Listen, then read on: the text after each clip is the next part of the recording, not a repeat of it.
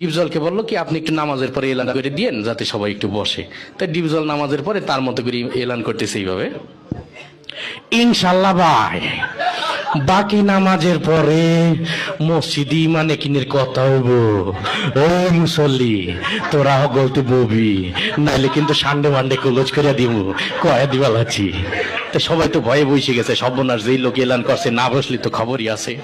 তারপরে ওই প্রথম যে ইমানের বিষয়টা, কালেমার বিষয়টা দেওয়া হলো মিশা সওদাগরকে, যে আপনি একটু কালেমার বিষয়টা আপনার মতো একটু সাজাই গুছাই বলেন।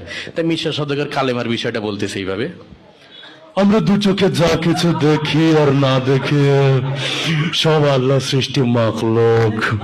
মাখলুক কিছু করতে পারে না আল্লাহর হুকুম ছাড়া, আর আল্লাহ সব কিছু করতে পারে মাখলুক ছাড়া। তাই যাই হোক সে তার মতো করে বলে গেল। তারপরে নামাজের বিষয়টা ডিপজলকে আবার দিল, যে আপনি একটু নামাজের বিষয়টা আপনার মতো করে বুঝাই বলেন।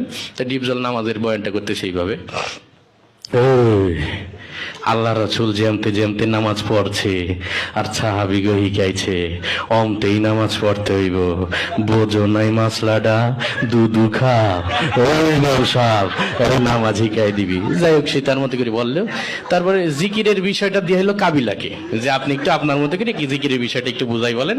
তাই কাবিলা জিকিরের বয়ান করতেছে এইভাবে, ওর হালতে মাওলা পাকে জিকির তোমার দিলের ভিতরে টাস টাস দিয়ে বাজতে থাকবে। জিকির হইলে যদি তুমি কবরের ভিতরে হান্দাই পারো তাইলে তো বাইসেই গেলা, আর জিকির না হইলে কবরে হান্দাইলে ফেরেশতারা তোমার 14 শিখের ভিতরে হান্দাই দেবে। যাই হোক সে তার মতো করে বলে গেল। তারপরে একরামুল মুসলিমিন, মুসলমান পরস্পর হৃদ্যতা ভালোবাসা, এটা দিয়ে হইলো নায়ক ওমর সানিকে। তো ওমর সানি তার মতো করে বুঝাই বলতেছে এইভাবে, একজন মুসলমান আরেকজন মুসলমানের দুঃখ কষ্ট ভাগাভাগি করে দেওয়ার নাম একরামুল মুসলিমিন। চৌধুরী সাহেব আমরা গরিব হতে পারি, আপনার মতো বদদিন নই, আমি গত মাসেও 3 তিল্লা দিয়েছি। যাই হোক সে তার মতো করে বললো। এরপরে ওই সহিনিয়ত, আমরা যা কিছু করবো একমাত্র আল্লাহকে রাজি খুশি করার জন্য করব, এটা দেওয়া হইলো নায়ক মান্নাকে। মরহুম মান্না এসে তার বয়ানটা করতেছে এইভাবে, আমরা যা কিছু করব পৃথিবীর কোনো মানুষকে খুশি করার জন্য করব না, সবকিছু আল্লাহকে রাজি খুশি করার জন্য করব। যাই হোক সে তার মতো করে বলে গেল। এরপরে তাবলীগের বিষয়টা দেওয়া হলো নায়ক রুবেলকে। তাই নায়ক রুবেল তার মতো করে বলতেছে এইভাবে, আল্লাহর দিয়া জান, আল্লাহর দিয়া মাল, আল্লাহর দিয়া সময় নিয়ে আল্লাহর রাস্তায় বের হয়ে আল্লাহর দিয়া জান মাল সময় সঠিক মূল্যায়ন করতে হবে।